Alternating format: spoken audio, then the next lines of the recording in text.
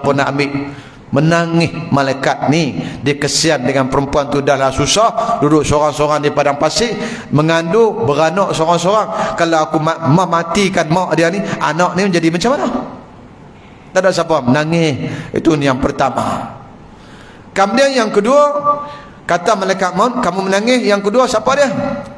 Satu, aku cabut nyawa seorang wali Allah.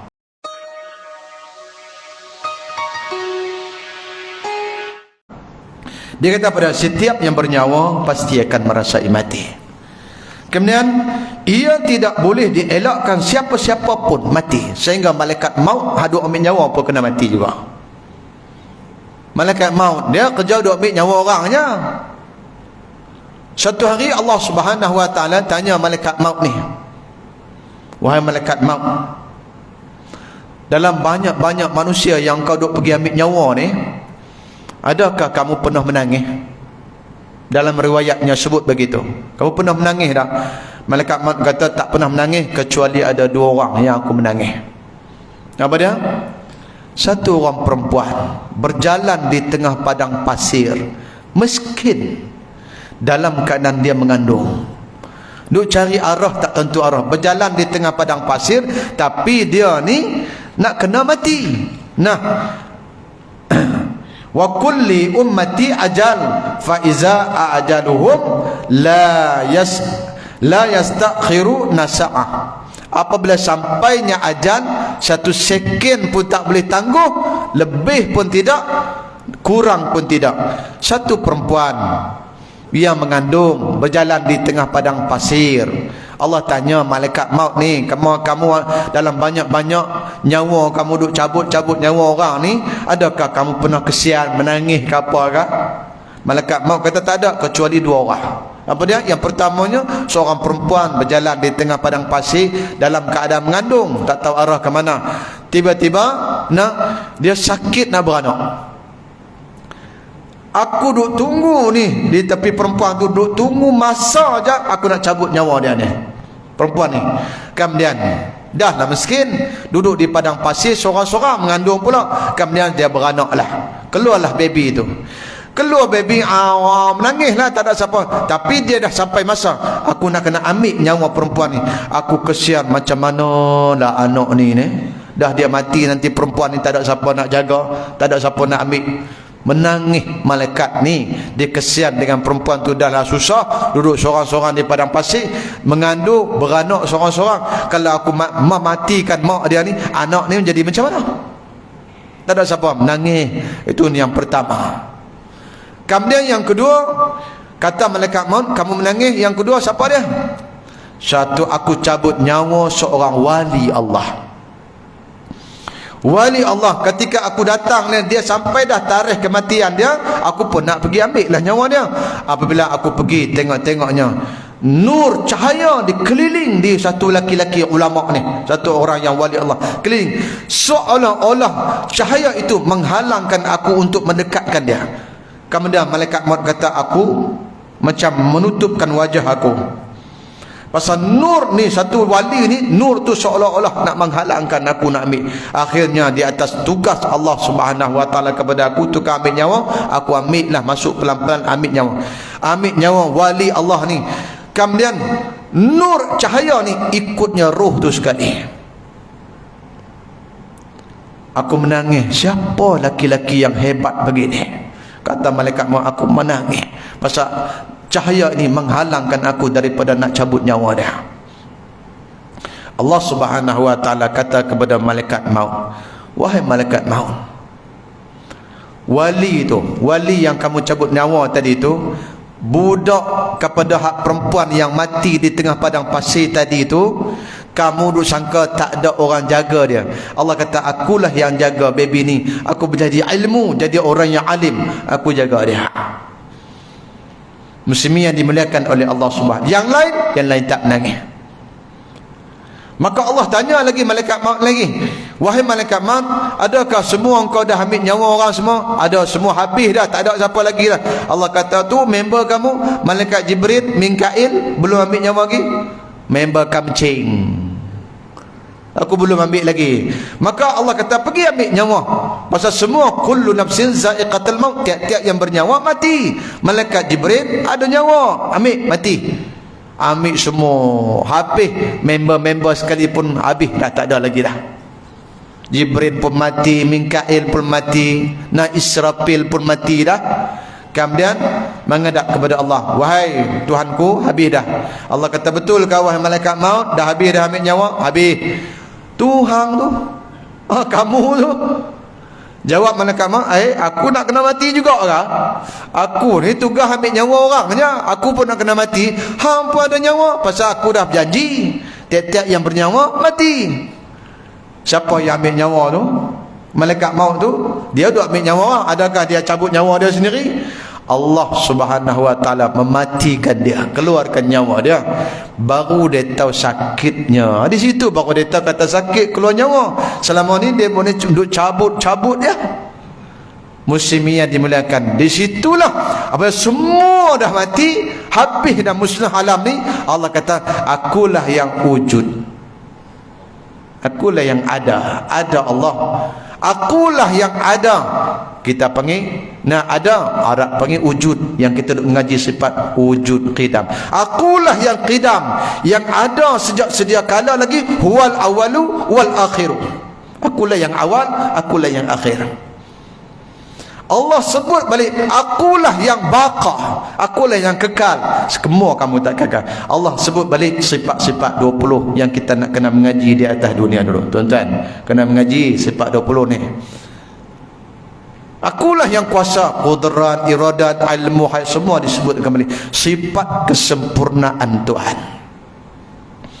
Muslimiyah dimuliakan oleh Allah Subhanahu wa taala. Itu kata, kemudian dia kata sini, dia kata oleh kerana itu, nah, semua kita ni kena mati, kita tak boleh lari daripada mati. Sama ada orang itu jahat ataupun baik, semua kena mati juga. Muslim ataupun kafir, semuanya kena mati.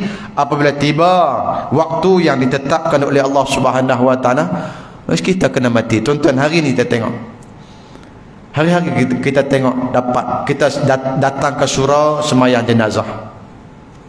Besok tunggu giliran kita pula.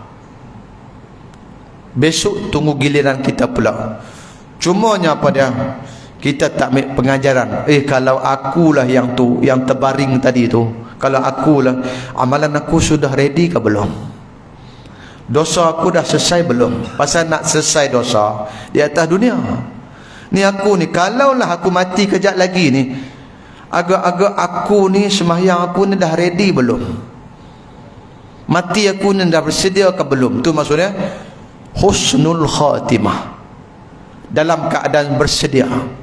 Mati-mati yang baik, husnul khatimah ni, tuan-tuan, kalau boleh kita ni apa dia, mati hari Jumaat. Kalau boleh dah duk minta, boleh mati hari yang tanda petanda yang baik. Kalau boleh mati hari Jumaat, mati pula dalam keadaan duk berzikir. Kalau boleh minta kepada Allah, kalau boleh mati aku ni, mati dalam keadaan sujud, rokok, tengah baca Al-Quran ke. Tak mau mati dalam keadaan yang tidak baik. Antara perkara yang tidak baik, tidak bersedia. Bisu'il khatimah, tak mau dalam keadaan tidak bersedia. Antara perkara yang sedia apa dia? Aku dah mengaji belum tentang akidah, tentang mengenal Tuhan. Itu antara mati dalam keadaan husnul khatimah. Kemudian dia kata sini, maka tamatlah riwayat hidup kita di atas muka bumi ini, dan bermulalah perjalanan masuk ke alam barzakh. Kemudian di sanalah tempat. Cumanya dia kata, yang membezakan kita ialah berlakunya ketika dicabut ruh itu. Tuan-tuan, setiap di kalangan kita ni berlaku tentang cabut ruh tak sama. Pasal tuan-tuan kalau tengok dalam Al-Quran surah Az-Zariyat, Allah Subhanahu wa taala berfirman, wan nazi'ati 'arqa wan nasitati nashta. Allah kata wan nazi'ati 'arqa, demi malaikat-malaikat yang mencabut nyawa-nyawa yang keras-keras. Walaupun kita mukmin, tapi kalau jenis orang yang jahat, duk buat maksiat, nyawa kita direntap, dicabut dengan terlampau kasar. Tuan-tuan, macam jam ni, kita ni ada jam sana pun ada jam 2 biji, sini pun ada jam 2 biji. Jam tu boleh hidup pasal dia ada ruh dia bateri. Jam tu depan kita ni, pasal sudah tengok jam tu lah, ada 5 minit lagi nak habis lah ceramah kita ni kan. Dia hidup pasal ruh dia bateri. Bateri ni tuan-tuan, kalau lama sangat duduk dalam jam tu, dia berkarat. Dia habis bateri, nanti kita nak tukar lah bateri tu, nak buka terlampau payah sebab berkarat. Ruh duduk di badan kita ni lama dah ni, 60 tahun, 70 tahun, nak cabut ni berkarat. Kecuali dengan cermat, kita nak cabut bateri tu, letak minyak dulu ke, nak memudahkan bagi bateri tu keluar. Begitulah kalau orang beriman, malaikat ni akan ambil cara yang mudah. Cara yang mudah bagi slow-slow dan sebagainya. Tu pun ambil slow-slow pun tuan-tuan, dalam riwayat apa dia, seorang rasul, seorang nabi ditanya, wahai nabi, Allah tanya dia, sakitkah mati? Padahal ni yang ditanya ni 100 tahun dah mati. Ditanya tentang kematian dia 100 tahun dulu. Dia jawab apa dia? Masih terasa pedih ketika ruh keluar daripada jasad dulu. Padahal 100 tahun yang dulu tu masih terasa pedih sakitnya maut itu. Tu dia panggil sakaratul maut. Sakit nak mati ni dalam keadaan yang kalang kabut. Sakaratul maut. Kita panggil waktu sakarat tu apa dia? Waktu yang sangat getir, susah, sibuk. Ada ustaz dia ceramah, dia kata sakit sakaratul maut. Sakaratul maut tu mana sakarat tu bukan sakit. Sibuk macam mana? Sibuk dengan duk nampak malaikat maut datang, pasal dia nampak. Sibuk dengan lagi duk fikir tentang harta benda dia lagi. Sibuk lagi dengan iblis dan syaitan duk mengaku aku Tuhan, aku selamatkan kamu daripada mati. Sibuk, terlampau sibuk orang yang nak mati ni. Kadang-kadang kita pergi telekin di telinga, dia tak dengar dah, pasal dia terlampau sibuk. Dia panggil hal keadaan sibuk. Kalau boleh nak cari benda yang selamat daripada mati. Di situlah kesempatan iblis main. Mengaku dia berupa jadi mak kita, berupa jadi ayah kita, berupa yang jadi nenek kita, macam-macam. Ketika saat kita nak mati tu, dia berupa jadi nek kita. Tengok dalam kita nak mati tu, tengok mak, nampak mak lagi, mak kita mati lama dah. Dia main kata, ni aku mak hang ni. Tapi tak ada lah iblis tu cakap kedah macam tu, mak hang tu. Buat contoh aja. Ni aku mak kamu, aku ayah hang ni, aku mak hang ni, dia kata. Hang ikut aku ni, apa yang ikut aku ni. Kita pun dalam keadaan macam tu, tengok mak ni. Setengah dalam riwayat kata dia mengaku kata Tuhan, ni aku Tuhan kamu ni, aku Tuhan kamu ni. Kalau kamu mengaku je aku ni Tuhan kamu, aku selamatkan kamu daripada mati ni. Kita nak selamat yang tu, Nabi kata umpama orang yang lemas di tengah lautan. Orang nak mati ni, kalau ada apa-apa pun dia nak capai. Kalau nampak ranting kayu, dia akan berpaut kerana nak selamat daripada lemas di tengah lautan. Kalau nampak pelampung apa, plastik, dia capai juga. Sedangkan plastik, ranting kayu, benda tu tak boleh menyelamatkan dia pun, tapi dia tetap nak capai juga, pasal takut daripada lemas nak mati. Begitulah orang yang dekat nak mati. Tuan-tuan, sebab tu kita dah berdoa apa dia? Allahumma akhlina bil iman wa amitna bil iman wa asyurna bil iman wa dakhilna jannata ma'al iman. Kita duk minta iman kan, kita duk berdoa tu kan. Iman. Kenapa kita nak minta beriman sedangkan kita sudah pun beriman? Ni sekarang ni kita bukan beriman dah tuan-tuan, beriman dah kita. Saya pun beriman, tuan-tuan beriman. Pasal apa duk minta iman lagi? Pasal takut saat nak mati nanti, takut terlucut iman kita. Duk nampak macam-macam. Maka Allah kata pada wan nazi'ati arqa, demi malaikat-malaikat yang mencabutkan nyawa dengan terlampau kasar. Wan nasyitati nashta, demi malaikat-malaikat yang mencabut nyawa dengan lemah lembut. dengan lembut-lembut. Itu Al-Quran, Allah sendiri bagi tahu. Kemudian dalam surah Al-A'raf Allah kata pada innal ladzina kazzabu bi ayatina, sesungguhnya orang-orang yang mendustakan ayat kami, wastakbaru anha, kemudian dahlah mendustakan ayat kami, orang yang kafir, orang yang tak beriman, sombong pula ni. Wastakbaru anha, dahlah tak beriman, dahlah tak mahu sembahyang, sombong pula dia ni. Dahlah ajak pergi sembahyang pun tak mau, sombong pula.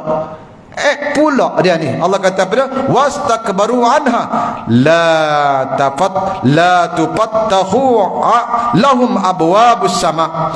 Orang yang sombong, orang yang takbur, kami tidak akan buka pintu langit bagi kepada ruh dia. Dan sombong, hasad, dengki jangan bagi ada dalam diri kita.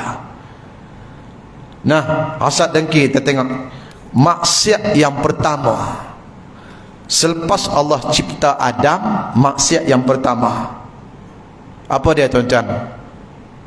Ialah al-hasadu.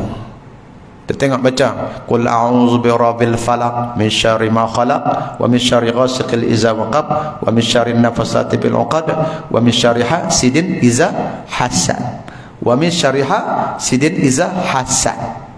Maksiat yang pertama tuan-tuan berlaku di atas langit ialah hasad. Hasad ni kan maksiat, cuma maksiat batin dia panggil. Apa dia hasad yang pertama di langit sana? Iblis hasad dengan Adam. Maksiat pertama berlaku di dalam di atas langit sana dalam syurga ialah hasad. Maksiat yang pertama berlaku di bumi ni selepas Allah campak mai Adam ni, maksiat yang pertama dia berlaku di bumi ni apa dia? Hasad juga. Antara Qabil dengan Habil, hasad. Dan oleh kerana tu maksiat yang paling Allah benci ialah hasad. Al-hasadu ya'kulul hasanan. Hasad ni tak boleh tengok orang senang. Orang ni jadi imam, dia kata dia ni jadi imam. Dia dengki dia tu, dia hasad, dia tak puas hati. Dan orang yang ada hasad ni sembahyang banyak mana pun tak ada pahala dia. Siapa yang kata? Bukan saya kata tuan-tuan. Orang yang ada hasad ni apa dia? Dia tak boleh tengok orang senang. Dia tak boleh, dia sakit hati. Tengok orang ada pangkat, dia sakit hati. Tengok orang kaya, dia sakit hati. Tengok orang beranak kerak pun dia sakit hati. Tengok orang kahwin dua pun dia sakit hati. Dia terlampau sakit hati. Tengok orang kahwin muda, dia sakit hati. Terlampau sakit hati dia ni, panggil hasad. Nabi kata pada al-hasadu ya'kulul hasanah. Hasad ni, kalau kamu dengki ni, hasad, dengki, khianat ni, kalau kamu adalah benda tu, sembahyanglah banyak mana pun, puasalah banyak mana pun, satu pun tak dapat pahala. Pasal apa dah? Kerana maksiat hasad ni dia memakankan pahala amalan kita umpama kayu yang api yang memakan kayu yang kering. Oleh kerana itu terlampau kita kena jaga najis batin. Kita kalau sembahyang, kita belajarlah bab fiqh. Belajar bab fiqh pasal apa? Nak beritahu ni najis ni kalau nak sembahyang kena cuci daripada najis baru sah sembahyang kita. Najis pula banyak jenis. Najis mughallazah, najis mukhaffafah, najis mutawassitah, macam-macam jenis najis nama dia. Kemudian setiap najis cuci dia tak sama. Najis mu'alazah cuci dia 7 kali, sekali dengan air tanah. Najis muhaffafah cuci dia macam ni. Najis mutawassitah cuci dia macam ni. Kita pun jagalah, bukan main lagi. Kalau najis ni buat cepat-cepat kita cuci, pasal nak bagi sah semayang kita. Kalau ada najis tak sah semayang. Tapi kita terlupa dengan najis batin. Silap kita tak cuci najis batin. Apa dia? Najis batin hasad, dengki, riak, takbur, bangga diri, ujub, semua macam-macam nama najis yang ada dalam hati kita. Nak kena cuci juga yang tu. Kita duk mai cuci najis zahir je, najis batin terlupa nak cuci. Sama lah juga, tak sah juga. Kena jaga-jaga. Jadi macam mana kita nak cuci najis batin? Qad aflaha man tazakka. Allah juga ajar kita. Allah ajar kita cuci macam mana nak cuci najis zahir, macam itulah Allah ajar kita macam mana nak cuci najis batin. Qad aflaha man tazakka. Beruntunglah orang yang membersihkan hatinya. Wa zakara asma rabbih fasalla. Cara nak menyucikan najis batin itu Allah kata wa zakara zikir, iaitu banyakkan berzikir, rabbih, menyebut nama-nama Tuhan kamu, fasalla, sembahyang kamu jadi cantik. Dalam ayat yang lain apa dia Allah kata qad aflaha man zakkaha wa qad khaba man dassaha. Beruntunglah orang yang membersihkan hati, wa qad khaba man dassaha, rugilah orang yang tidak menyucikan hatinya. Cuci hati kita dengan zikir, banyak berzikir, cuci najis batin.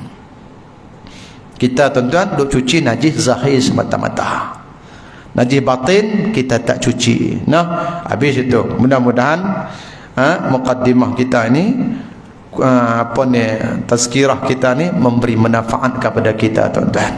Nah, kita ingat kita semua kena mati. Cuma apa dia? Kita sambil-sambil buat ibadat, sambil-sambil kita mengenal Tuhan yang kita sembah, sambil-sambil kita mengenal Tuhan yang kita sembah. Nama dia kita belajar ilmu akidah sampai kita faham.